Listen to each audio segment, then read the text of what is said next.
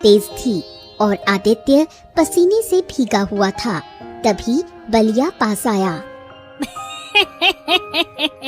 अरे यो मूर्ख, कब तक इन गाय भैंसों को चराकर अपना पेट भरेगा भाई? कोई काम धंधा क्यों नहीं करता है कि जिंदगी भर गाय भैंस ही चराएगा? आप तो जानते हो कि मैं एक अनाथ हूँ। मेरे माता पिता तो कोई धन धान छोड़कर गए नहीं हैं। इस समय व्यापार करने का तो कोई साधन है नहीं मेरे पास, तो और क्या करूँ? हाँ, अरे भैया, तू तो बड़ा किस्मत वाला है आदित्य। 10 साल का था जब माँ बाप मर गए और तब से गांव पर एक बोझ बना हुआ है। कुछ लोग तो ये भी कहते हैं कि गांव में बारिश नहीं हो रही है बस तेरी मनहूस शक्ल की वजह से। अरे भैया, एक काम करना, अपनी ये मनहूस शक्ल लेकर कहीं और क्यों नहीं चला जाता? अरे अपना भला नहीं कर सकता तो कम से कम गांव वालों का तो भला कर दे। बलिया जोर से हंसता है और चला जाता है। आदित्य चुपचाप सर झुकाए खड़ा रहता है। आदित्य गाय भैंस लेकर मुखिया के घर पहुंचा। वो थका हुआ और धूल से भरा हुआ था। हाँ मुखिया जी, ये लीजिए आपकी गाय भैंस। अब मुझे थोड़ा सा धन दे दीजिए। पिछले कई दिनों से मैं आपके जानवरों को चरा रहा हूँ, कुछ तो दे दीजिए। अरे क्या बकवास कर रहा है तू? अरे गाय भैंस चरा रहा है तो कोई बहुत बड़ा काम कर दिया है क्या तूने? मेरा तो एहसान मान कि तुझे ये मैं काम करने के लिए दे रहा हूँ, वरना गाय भैंसों को जंगलों में छोड़ दूंगा तो खुद ही अपना चर वर के रास्ता देखते हुए घर आ जाएंगी। हैं? तुझे तो 2 वक्त की रोटी मिल रही है, वही बहुत है। ज्यादा पर मत निकाल। धन चाहिए इनको, बड़े आए। ठीक है मुखिया जी, अगर ऐसी बात है तो फिर मुझे ये काम नहीं करना। आपने ये काम देने से पहले कहा था कि आप मेहनताना देंगे। मैं सुबह से शाम तक जंगल में भरी धूप में जानवरों को चरा रहा हूँ और बदले में क्या मिल रहा मुझे? सिर्फ 2 वक्त की रोटी, बस। अरे ना बुरा लग रहा है तो भैया निकल जाना यहाँ से। तुझे किसने बधुआ मजदूर बना के रखा है क्या? जा जा जा जा जा जा भाई जा। आदित्य चुपचाप वहाँ से चला गया। रात उसने भूखे पेट बिताई। आदित्य जमींदार की हवेली में प्रवेश करता है। जमींदार उसे देखकर नाराज हो जाता है। ए, तेरी हिम्मत कैसे हुई मेरी हवेली में कदम रखने की? बोल, कैसे आया तू? हैं? जमींदार जी, आपको प्रणाम है मेरा। मुझे काम चाहिए जमींदार जी।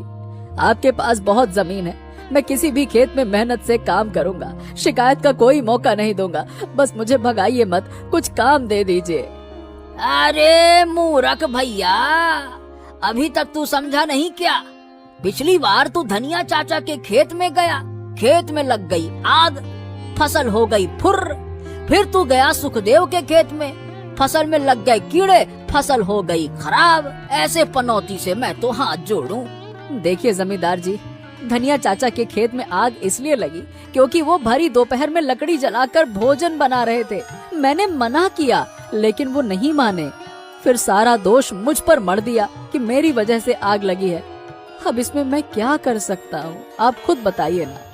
ऊपर से सुखदेव चाचा की फसल में कीड़े इसलिए लगे क्योंकि उन्होंने समय रहते कीटनाशक नहीं डाला। मैंने समझाया था पर नहीं सुना उन्होंने और दोष फिर मुझ पर डाल दिया। अब बताइए मैं क्या करूं? अरे मुझे कुछ नहीं सुनना। तुम हो पनौती और पनौती को मैं करूं नमस्ते, और आप यहाँ से चलते बनिए। आदित्य चुपचाप सिर झुकाकर हवेली से बाहर निकल गया। आदित्य कुछ दूर चला तो सामने से मुखिया आता दिखा। वो आदित्य को देखकर व्यंग्य से हंसने लगा। मैं जानता था कि तू जमींदार के पास जाएगा और ये भी जानता था कि वो तुझे धक्के मारकर बाहर निकालेगा। तेरी शक्ल ही बता रही है सब कुछ कि वहाँ से डांट खा के आया है। लेकिन कोई बात नहीं, मैं जमींदार की तरह घमंडी नहीं हूँ भाई। इतना मत बुरा सोचो मेरे बारे में। अभी भी मेरे जानवर अकेले हैं। तुझे एक और मौका देता हूँ, लेकिन हाँ याद रहे, इस बार भी तुझे पैसे नहीं मिलेंगे, 2 वक्त की रोटी मिलेगी। बोल। मुखिया जी, मेरे पास और कोई रास्ता नहीं है। ठीक है, लेकिन एक शर्त है, कल जो तू अकड़ कर गया था उसकी माफी मांगनी पड़ेगी। चल भाई, माफी मांग। ठीक है मुखिया जी, मुझे क्षमा कर दीजिए, मुझसे गलती हो गई थी, माफ कर दीजिए। हाँ, अब जा, मेरे घर से गाय भैंस खोल और जंगल में निकल जा। अरे भूखे होंगे सब, जल्दी जा, जल्दी जा, जा जा जा जा जा, जा। आदित्य ने खुद को रोका, गुस्सा पी लिया और चुपचाप मुखिया के घर की ओर बढ़ गया। आदित्य गाय भैंस लेकर जंगल की ओर निकल पड़ा और जंगल में गाय भैंसों को खोलकर एक पेड़ के नीचे आकर चुपचाप बैठ गया। उसका चेहरा उदासी से भरा हुआ था। उसी क्षण पास की झाड़ियों से एक मीठी आवाज आई। क्या हो गया? आदित्य ने चौंक कर पीछे पलटकर देखा। सामने लीलावती खड़ी थी, वही जिससे वो प्रेम करता था। उसकी उपस्थिति से एक हल्की मुस्कान आदित्य के चेहरे पर आ गई, मगर वो जल्दी ही गंभीर हो गया। अरे तुम यहाँ क्यों आई हो लीला? अगर तुम्हारे पिताजी ने तुम्हें मेरे साथ देख लिया ना, तो वो मुझे और ज्यादा अपमानित करेंगे और तुम्हें डांटेंगे, वो अलग से। एक तो प्रेम करते हो और ऊपर से डरते भी हो। सारे प्रेम करने वाले कभी किसी से डरते नहीं हैं। अरे जानता हूँ, मैं डरता नहीं हूँ लीला, बस अपने अपमान से मतलब क्या कहूँ, जब भी मुझे कोई अपमानित करता है ना, तो मेरे मन में कुछ ऐसा जलता है, मैं क्या बताऊँ, जिसका अंदाजा तुम लगा ही नहीं। तुम और मैं, हम दोनों में जमीन आसमान का फर्क है। तुम गांव के मुखिया की बेटी हो, उसी मुखिया की जिसकी गाय भैंस चराकर मैं अपना 2 वक्त का पेट भरता हूँ। अब तुम खुद सोचो, क्या तुम्हारे पिता तुम्हारा हाथ मुझे देंगे? बताओ भला। क्यों नहीं देंगे? बिल्कुल देंगे। आखिर तुम में बुराई क्या है? तुम सुंदर हो, स्वस्थ हो और सबसे अच्छी बात, तुम अच्छे मनुष्य हो। ये बात और है कि तुम्हारे पास औरों की तरह धन नहीं है, लेकिन तुम्हारा मन सोने की तरह शुद्ध है। मैं इस बात को जानती हूँ। मैं समझ गया हूँ लीला। सुनो, इंसान का मन ना चाहे कितना भी सोने जैसा शुद्ध क्यों ना, लेकिन अगर उसके पास धन नहीं है ना, तो उसका शुद्ध मन भी लोगों को किसी कंकड़ से ज्यादा नहीं लगता है। छोटा मत करो। मैं आज ही पिताजी से अपने और तुम्हारे बारे में बात करूंगी। और वैसे भी मैं पिताजी की इकलौती संतान हूँ। पिताजी का सारा कुछ मेरा और मेरे होने वाले पति का ही होगा। इतना कहकर लीलावती वहाँ से चली गई। लीलावती सीधे अपने पिता के सामने जा खड़ी होती है।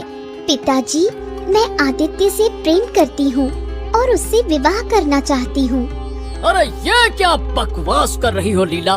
अरे तुम उस 2 कौड़ी के मजदूर से प्रेम करती हो, ये जानते हुए भी कि वो गांव का सबसे गरीब आदमी है। अरे मेरे टुकड़ों पे पल रहा है और मैं उसको मतलब मैं क्या बोलूं, ये क्या है ये? पिताजी, अगर वो गरीब है तो इसमें उसकी क्या गलती है?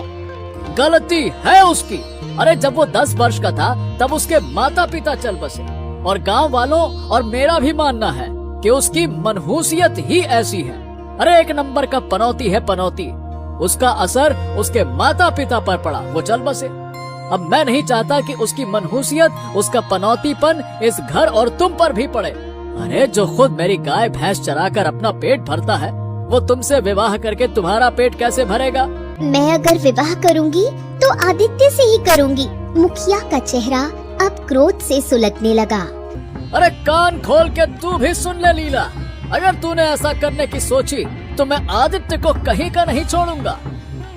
आदित्य जब शाम को गाय भैंसे लेकर लौटता है तो उसे अपने घर के बाहर मुखिया खड़ा दिखता है, चेहरा लाल और आंखों में आग। ओहो, तो इस भोले चेहरे के अंदर मक्कारी का चेहरा छुपा हुआ है। क्यों रे, बोल। मैं आपकी बात का मतलब नहीं समझा मुखिया जी, बात क्या है? अभी समझाता हूँ ना तुझे। बड़ा आया प्रेमी कहीं का, मेरी बेटी को प्रेम जाल में फंसाकर तू मेरी संपत्ति हड़पना चाहता है। अबे सुन, 2 कौड़ी के इंसान कम से कम अपनी तो नहीं अपने माता पिता की लाज रख लेता। अरे मैंने तुझे काम दिया तुझ पर तरस खाकर, और तूने मेरे ही घर पर डाका डाला। तेरा मन साफ नहीं है, तेरा मन काला है, काला धूर्त चालाक कहीं का। बस मुखिया जी, बस बस। एक शब्द और मत कहना। हाँ, मैं आपकी बेटी से प्रेम करता हूँ और वो भी मुझसे प्रेम करती है। प्रेम का इजहार आपकी बेटी ने किया था, हालांकि मैंने उसे मना किया था। मैंने कहा था कि ये रिश्ता संभव नहीं है क्योंकि आपके जैसा अमीर पिता कभी नहीं मानेगा। और आप तो मुझे सीधे सीधे अपमानित किए जा रहे हैं, जैसे सारा का सारा मेरा किया धरा है? मुखिया आदित्य को बुरा भला कहने लगा। तभी गांव के कुछ लोग भी इकट्ठा हो गए। अरे क्या हो गया मुखिया जी, इतना हो हल्ला क्यों है? क्या हो गया, क्या बात है? हाँ हुआ, रुको मैं बताता हूँ। देखो इस अनाथ को इसने क्या किया। एक तो मैंने इसे काम दिया और इसने मेरी ही बेटी को फंसा लिया अपने प्रेम जाल में। अब मेरी बेटी से शादी करके मेरी संपत्ति को हड़पना चाहता है। देखो देखो इस धूर्त की चालाकी देखो। अरे भैया, ये तो है ही मनहूस। मैं तो कहता हूँ इसे गांव से धक्के देकर बाहर क्यों नहीं निकाल देते हैं? और क्या, इसकी वजह से मेरे खेतों में फसल खराब हो गई और पिछले कुछ वर्षों से बारिश भी नहीं हो रही है। मुझे तो पूरा विश्वास है इसकी मनहूसियत की वजह से ही ये सब कुछ हो रहा है। अरे धक्के देकर निकालो इसे बाहर, गांव में खुशहाली आ जाएगी।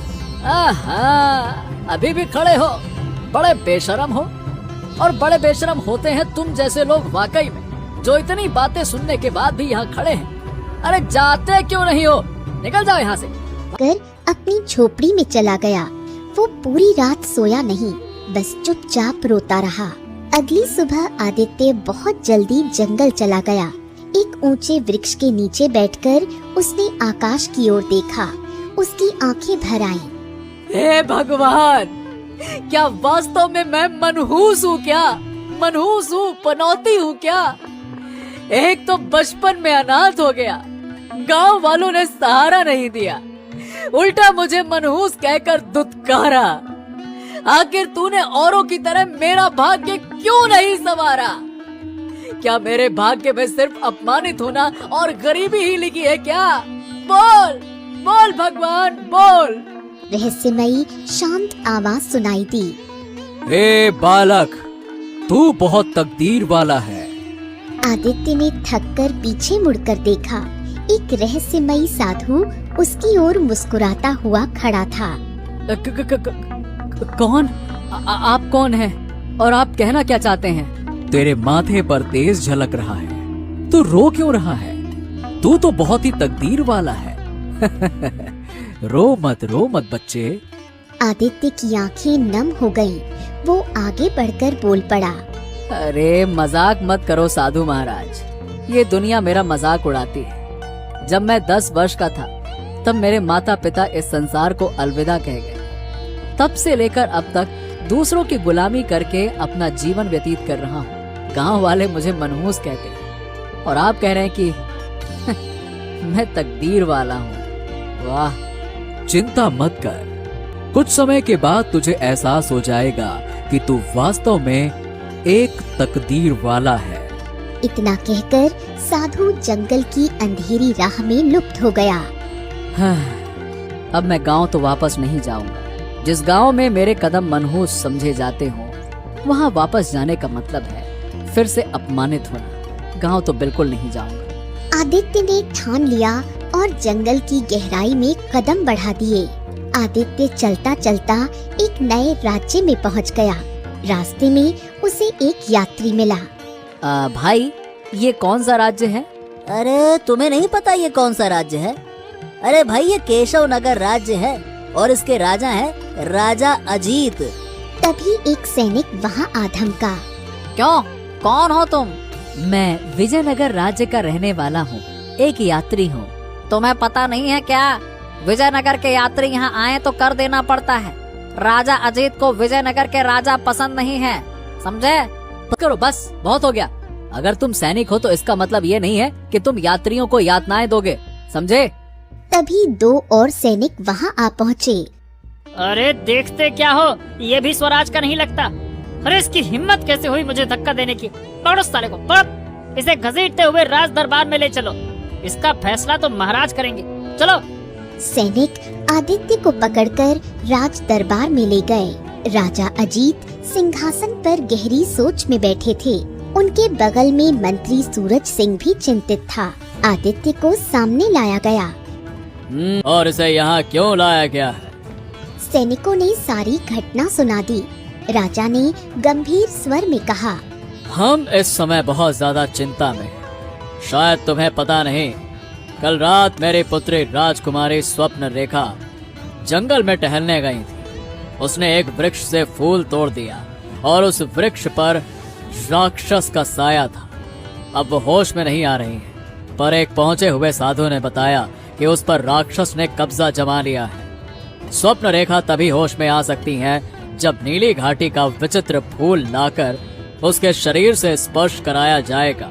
पर नीली घाटी में जाना मतलब है कि मौत को बुलावा देना। सुना है वहाँ परियां स्नान करती हैं और राक्षस भी रहते हैं। अचानक आदित्य बोला, महाराज, अगर मैं विचित्र पुष्प तोड़कर आपके सामने ले आऊं तो क्या आप मुझे छोड़ देंगे?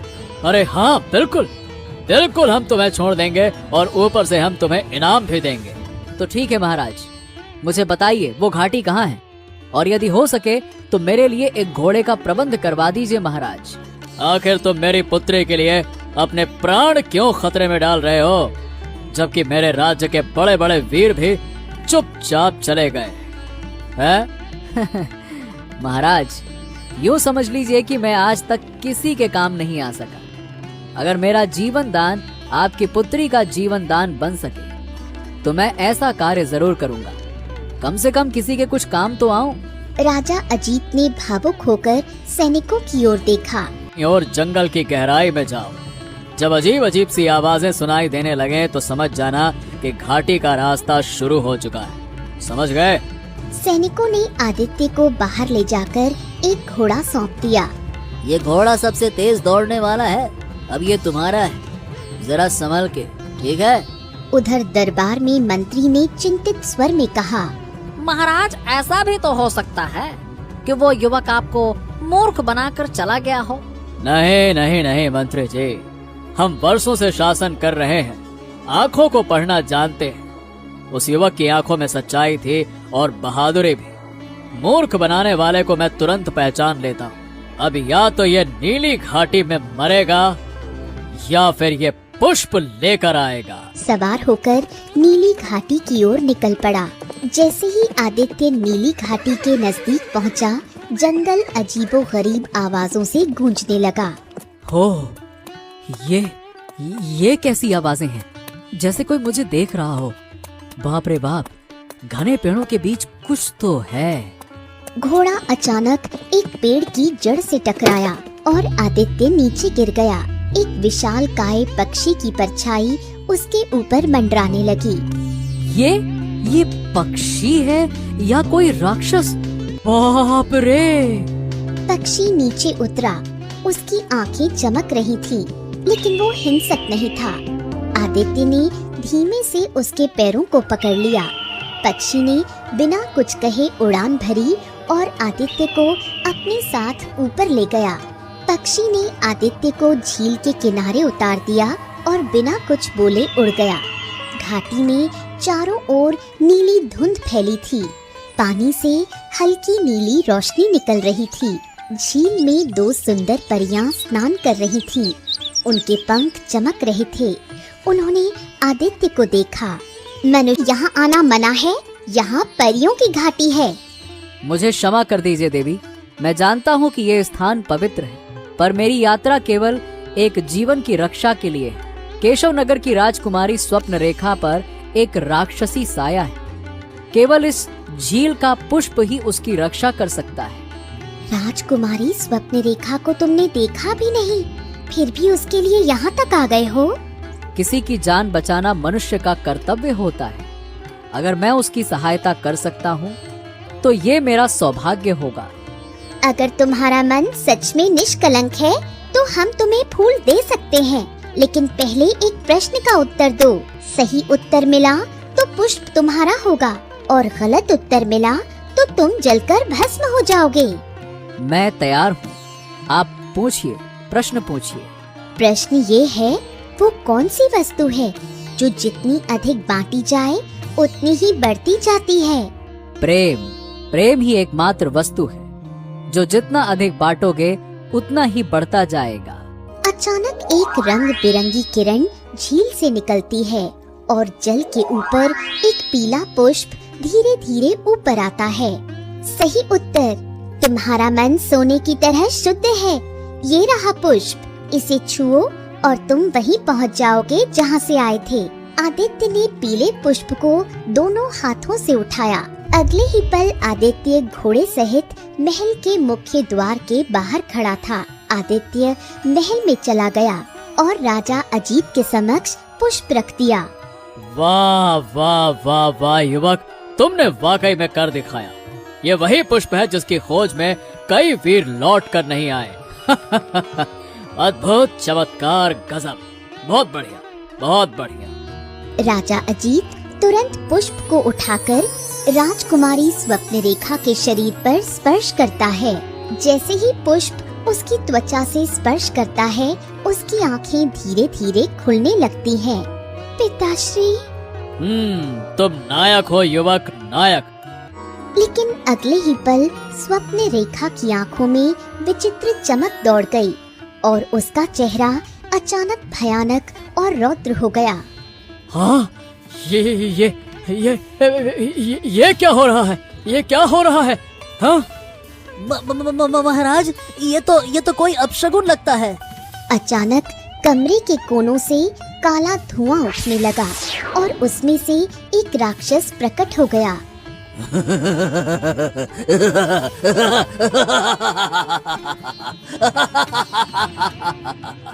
मूर्ख राजा अजीत, क्या तुझे लगा कि तू नीली घाटी के विचित्र जादुई पीले पुष्प को अपनी बेटी के शरीर पर छूकर उसे ठीक कर देगा? इसकी आंखें तो खुल गई, लेकिन उसकी आत्मा अब भी मेरी कैद में है। तू है कौन? कौन है तू? मैं हूँ राक्षस, उसी वृक्ष का स्वामी जहाँ से तेरी पुत्री ने ये फल तोड़ा था। वर्षों से मेरी आत्मा उस वृक्ष से जुड़ी हुई है। जिसने भी उस वृक्ष के फल को तोड़ा है, वो जीवित नहीं बचा। ना कहकर उत्तराक्ष काले धुएं में विलीन हो गया। सूरज सिंह, जल्दी से उस साधु को बुलाओ जिसने नीली घाटी के पुष्प का उपाय बताया था। कुछ ही देर में साधु कक्ष में पहुंच गया।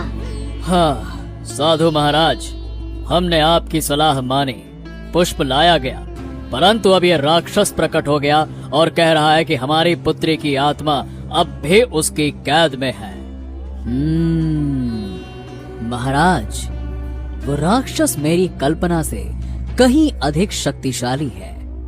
आपकी पुत्री अब केवल एक ही उपाय से बच सकती है, अगर उस राक्षस का अंत कर दिया जाए। क्या? परंतु ये कैसे संभव है? जो आपके राजमहल के बगीचे में गड़ी हुई है। अरे लेकिन साधु महाराज, वो तलवार तो केवल राजवंश में जन्मा राजकुमार ही निकाल सकता है, और राजकुमार तो वर्षों पहले समाप्त हो चुका है। तब क्षमा करें महाराज, आपकी पुत्री को बचाने का कोई उपाय नहीं है। महाराज, ये सब मेरी समझ से परे है। आप कहना क्या चाह रहे हैं? अरे तुम्हारा काम समाप्त हो गया है। सैनिकों, इसे बंदी बनाओ और कारागार में डाल दो। ले जाओ इसे। हाँ, ये क्या महाराज? मैंने तो आपकी सहायता की है। अरे सहायता की? तुमने पुष्प लाकर केवल आधा कार्य किया। राक्षस को मारना अभी बाकी है और वो काम तो तुमसे हो नहीं सकता। ले जाओ इसे। अरे मैं क्यों नहीं कर सकता महाराज? मैं तलवार निकालकर राक्षस का अंत करूंगा ना। अरे मूर्ख, क्या तुमने सुना नहीं? वो तलवार केवल राजवंश में जन्मे राजकुमार द्वारा ही निकाली जा सकती है, और अब वो जीवित नहीं है। राजा अजीत के आदेश पर आदित्य को बंदी बनाकर कारागार में डाल दिया गया। आदित्य अंधेरे में बैठा था, निराश और टूटा हुआ। तभी उसकी नजर कारागार के कोने में बैठे एक वृद्ध दंपत्ति पर पड़ी। आप लोग कौन हैं? अरे तुम जानकर क्या करोगे पुत्र? हमारा छोड़ो, ये बताओ कि राजा अजीत ने तुझे यहाँ क्यों डाल दिया? आदित्य ने सारी घटना उन्हें बताई। क्या तुम वाकई नीली घाटी गए थे? हाँ, मैं वहाँ से जादुई पुष्प लेकर आया था। राजकुमार, राजकुमार, मुझे तो यकीन नहीं हो रहा तुम जीवित हो, तुम हमारे पुत्र हो, हमारे पुत्र हो। तो ये आप कह क्या रहे हैं आप? शायद तुम्हें मालूम नहीं है, नीली घाटी में कोई भी आम पुरुष नहीं जा सकता। केवल राजवंश का राजकुमार ही वहाँ की कठिनाइयों को पार करके पुष्प ला सकता है। मतलब आप कौन हैं? मैं रानी हूँ और ये है राजा भैरव।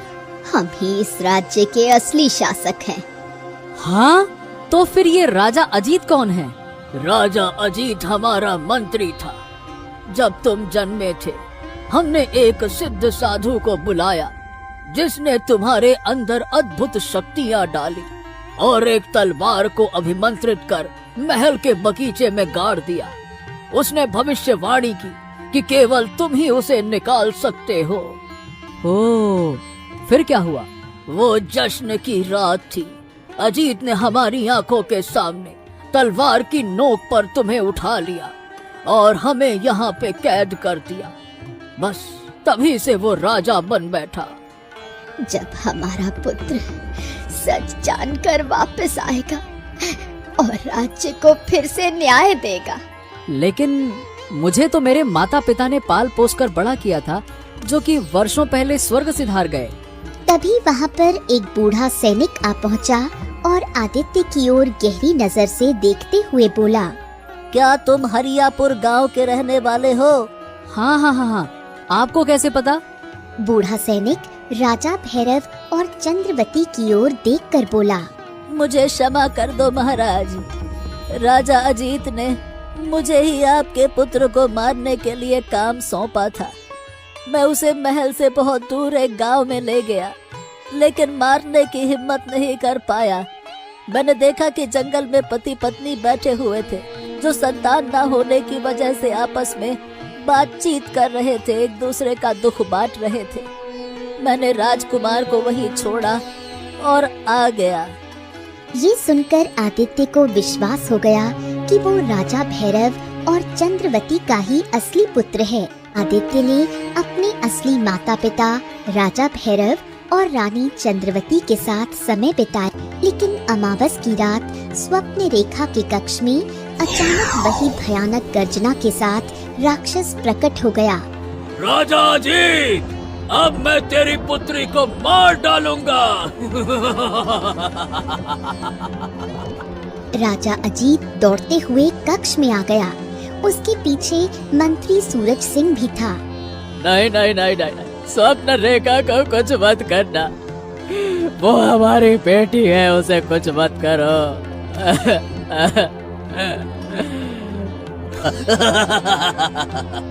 तेरे आंसू अच्छे नहीं लगते राजा। वैसे भी तूने ये राज्य छल से हड़पा था। अरे तू एक धोखेबाज शासक है। मंत्री सूरज सिंह गंभीर स्वर में बोला, महाराज, वो युवक जिसे हमने कारागार में बंद करवाया था, हो सकता है कि वही हमारी आखिरी उम्मीद हो। वही युवक जो नीली घाटी से पुष्प लेकर आया था, हो सकता है वो तलवार भी निकाल ले। ठीक है। मंत्री सूरज सिंह तेजी से सीढ़ियां उतरते हुए कारागार पहुंच गया। आदित्य दीवार से टिककर बैठा हुआ था। आदित्य, हमें आपकी सहायता चाहिए। आदित्य कुछ देर तक विचार में रहा, फिर उठ खड़ा हुआ। आदित्य ने चुपचाप तलवार की ओर हाथ बढ़ाया। एक तेज रोशनी चमकी और तलवार अपने आप आदित्य के हाथ में आ गई। आदित्य हाथ में चमकती तलवार के साथ राजकुमारी के कक्ष में आ पहुंचा। तू फिर आ गया? अब तो मैं तुझे खत्म कर दूंगा। आदित्य बिना कुछ बोले राक्षस पर टूट पड़ा।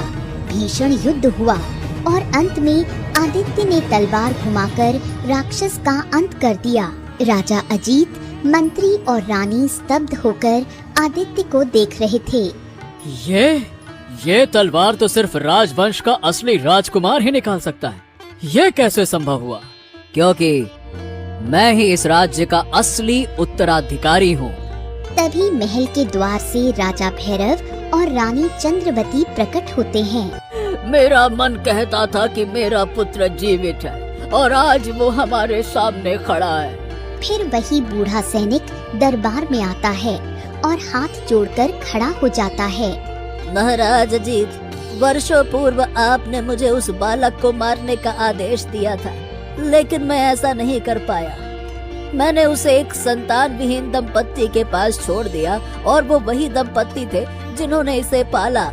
यही नीली घाटी से पुष्प लेकर आया है। आज उसने तलवार निकाल कर ये सिद्ध कर दिया कि यही सच्चा उत्तराधिकारी है। राजा अजीत, तुमने मेरे परिवार के साथ इतना बुरा किया, फिर भी मैंने आपकी पुत्री की रक्षा की। हाँ, मुझे क्षमा करें राजकुमार, मैं अपने अपराध का दंड चाहता हूँ। मुझे कारागार में बंद कर दो। आदित्य ने मंत्री सूरज सिंह की ओर देखा। राजा अजीत को कारागार ले जाया गया।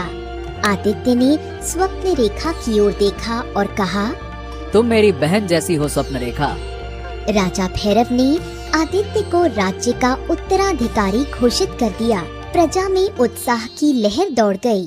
आदित्य शाही वेशभूषा में गांव आया। मुखिया चौंक कर खड़ा हो गया।